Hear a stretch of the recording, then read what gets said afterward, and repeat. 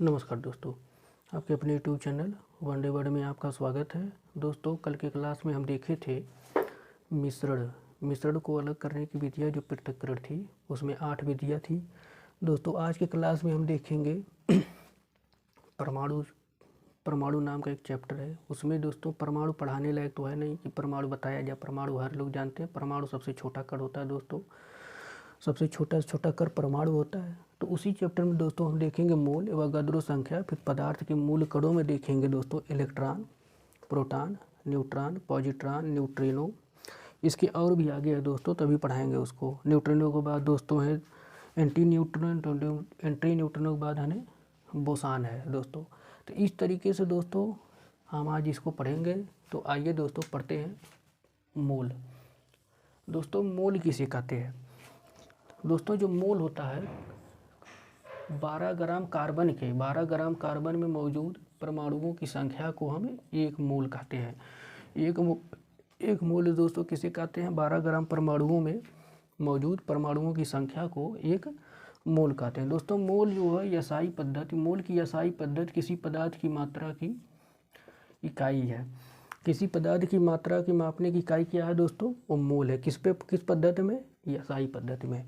तो दोस्तों इस तरीके से मोल में दोस्तों इतने ही केवल चैप्टर में मोल टॉपिक में दोस्तों केवल इतने ही इम्पोर्टेंट थे। तो इस तरीके से दोस्तों हमने बता दिया था। दोस्तों ये भी पूछता है कि यसाई पद्धति में मोल किसकी इकाई है? वो है किसी पदार्थ की।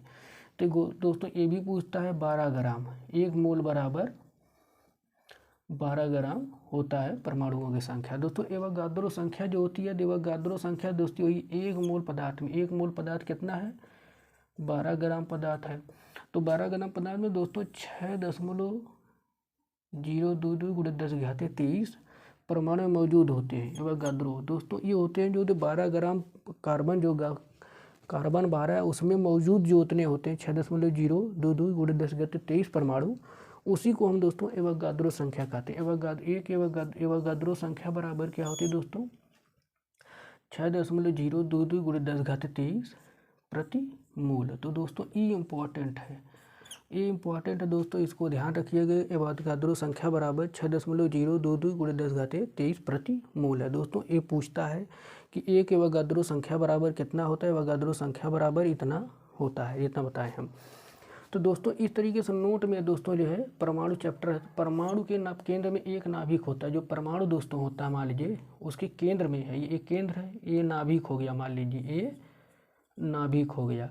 एक नाभिक होता है इस जिसमें प्रोटॉन और न्यूट्रॉन उपस्थित होता है। इसमें क्या होता है? प्रोटॉन प्लस न्यूट्रॉन दोस्तों उपस्थित होता है। प्रोटॉन एवं न्यूट्रॉन द्वारा ही, इसके प्रोटॉन और न्यूट्रॉन द्वारा ही परमाणु के द्रव्यमान का निर्धारण किया जाता है। जो परमाणु है इसमें दोस्तों एक नाभिक होता है। नाभिक किससे बना होता है? प्रोटॉन और न्यूट्रॉन के। इसके द्वारा ही इसका द्रव्यमान निर्धारण किया जाता है। किसका? परमाणु के द्रव्यमान का नाभिक निर्धारण किया जाता है। तो दोस्तों ये इंपॉर्टेंट था ना, इस वजह से इसको बता दिया। दोस्तों जो मेन है यहाँ पर आप देते हैं पदार्थ के मूल कण। पदार्थ के मूल कण में दोस्तों पहला आता है इलेक्ट्रॉन। दोस्तों इलेक्ट्रॉन की खोज जैसा आप लोग जानते हैं 1897 में जे थॉमसन ने किया था, कैथोड किरणों के रूप में किया था। दोस्तों इलेक्ट्रॉन की खोज किसके रूप में की गई थी? वो कैथोड किरणों के रूप में की गई थी। इलेक्ट्रॉन की खोज दोस्तों किस रूप में की गई थी? वो कैथोड किरणों के रूप में की गई थी। ये ऋण आवेशित होते हैं दोस्तों। जो इलेक्ट्रॉन होते हैं वो ऋण आवेशित होते हैं।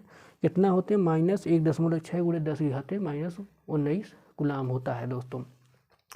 तो दोस्तों आते हैं दूसरा प्रोटॉन। प्रोटॉन की खोज जो दोस्तों वो गोल्डस्टीन ने किया था, और इसका नाम प्रोटॉन कौन दिया? रदरफोर्ड ने दिया था। ये दोस्तों ध्यान रखिएगा, सब लोग इसमें कंफ्यूज हो जाते हैं। दोस्तों प्रोटॉन की खोज गोल्डस्टीन ने किया था, किसमें? 1886 में। लेकिन इसका नाम प्रोटॉन कौन दिया? वो है रदरफोर्ड ने दिया था।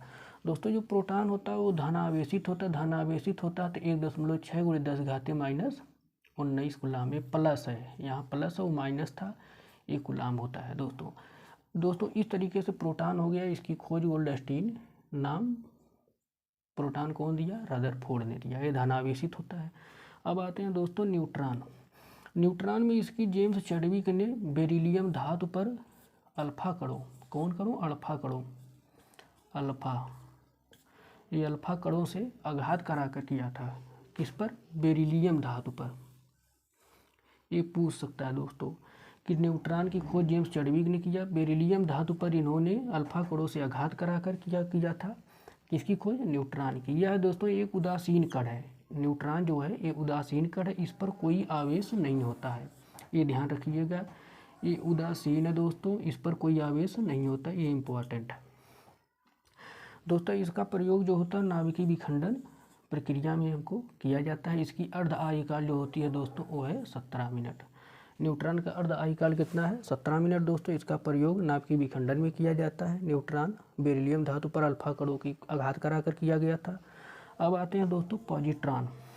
दोस्तों पॉजिट्रॉन की खोज कार्ल एंडरसन ने 1932 में किया था दोस्तों। यह धन आवेशित कण है दोस्तों। द्रव्यमान एवं आवेश इसके इलेक्ट्रॉन के बराबर होते हैं दोस्तों। पॉजिट्रॉन दोस्तों यह इलेक्ट्रॉन का प्रतिकण या एंटीकण होता है। पॉजिट्रॉन जो होता है दोस्तों यह इलेक्ट्रॉन का एंटीकण होता है या प्रतिकण होता है दोस्तों। इसका आवेश 1.6 × 10⁻⁻⁹ धनावेश होता है दोस्तों। ये जितना प्रोटॉन का होता है उतना ही इसका भी होता है। तो इस तरीके से दोस्तों पॉजिट्रॉन में ये रखिएगा आप लोग ध्यान कि धनावेशित होता है या इलेक्ट्रॉन या प्रतिकण का एंटीकण होता है। इनका आवेश कोई बराबर नहीं, द्रव्यमान एवं आवेश इलेक्ट्रॉन के बराबर होता है दोस्तों। तो अगली टॉपिक आते हैं दोस्तों न्यूट्रिनो। न्यूट्रिनो इसकी खोज दोस्तों 1930 में पाउली ने किया था। न्यूट्रिनो द्रव्यमान एवं आवेश रहित मूल कण हैं दोस्तों। इन जो न्यूट्रिनो है द्रव्यमान एवं आवेश रहित होते हैं। द्रव्यमान एवं आवेश रहित मूल कण होते हैं कौन, न्यूट्रिनो। तो इस तरीके से दोस्तों हमने देखा है मोल हो गया, वगाद्रो संख्या हो गया, इलेक्ट्रॉन हो गया, प्रोटॉन, न्यूट्रॉन, पॉजिट्रॉन और न्यूट्रिनो हो गया। तो दोस्तों आगे हम टॉपिक में आगे जो हम छोटा वर्ग में है उसमें देखेंगे एंटी न्यूट्रिनो, मेसान और बोसान देखेंगे अभी आगे। तो इस तरीके से दोस्तों आप लोग मोल देख लिए, वगाद्रो संख्या हो गया, पदार्थ के मूल कण हो गया। तो दोस्तों इस तरीके से बहुत ही इम्पोर्टेंट है। तो अभी देखते हैं आगे इसमें जो बचा हुआ है। तो इस तरीके से दोस्तों हम न्यूट्रिनो देखे थे। न्यूट्रिनो के आगे हम देखेंगे एंटी न्यूट्रिनो। जो दोस्तों एंटी न्यूट्रिनो है इसकी खोज दोस्तों फर्मी ने किया था। ये न्यूट्रिनो के एंटीकण होते हैं। ये जो न्यूट्रिनो होते हैं दोस्तों ये एंटीकण होते हैं। कौन, एंटी न्यूट्रिनो जो होते हैं न्यूट्रिनो के एंटीकण होते हैं। तो इस तरीके से दोस्तों जिसने इतना इंपॉर्टेंट इसमें था तो इतना ही केवल इसमें बताए हैं दोस्तों। अगली टॉपिक है मेसान। मेसान की खोज दोस्तों युकावा ने किया था। ये दोस्तों पूछता है कि मेसान की खोज कौन किया था, युकावा ने दोस्तों। इसमें जो इम्पोर्टेंट है वो नाभिक के स्थायित्व के लिए उत्तरदायी है। नाभिक के स्थायित्व के लिए वो उत्तरदायी है कौन, मेसान है दोस्तों। इस तरीके से इसमें दो टॉपिक जो इम्पोर्टेंट थी इसमें बता दिए। अब आता है दोस्तों बोसान। बोसान आइंस्टीन और भारतीय वैज्ञानिक सत्येंद्र नाथ बोस के नाम पर इसका नाम बोसान दोस्तों पड़ा। ये बलवाहक कण होते हैं दोस्तों। इस तरीके से दोस्तों हम एंटी न्यूट्रिनो, मेसान और बोसान देख रही है। जो बोसान होता है दोस्तों आइंस्टीन और सत्येंद्र नाथ बोस के नाम पर इसका नाम बोसान पड़ा है दोस्तों। ये बलवाहक कण होते हैं दोस्तों। और मेसान होता है इसका खोज कौन कर दिया, युकावा ने किया था। ये नाभिक के स्थायित्व के लिए उत्तरदायी होते हैं दोस्तों। एंटी न्यूट्रिनो जो होती है इसकी खोज फर्मी ने किया। ये न्यूट्रिनो के एंटी कण होते हैं। तो इस तरीके से दोस्तों आज के चैप्टर में हम पूरा ख़त्म कर दिए हैं जो पदार्थ के मूल कण हैं। पदार्थ के मूल कण में जो भी 7, 8, 10 थे इसको हम दोस्तों बता दिए हैं। तो धन्यवाद दोस्तों, मिलते हैं अगली क्लास में। नमस्कार।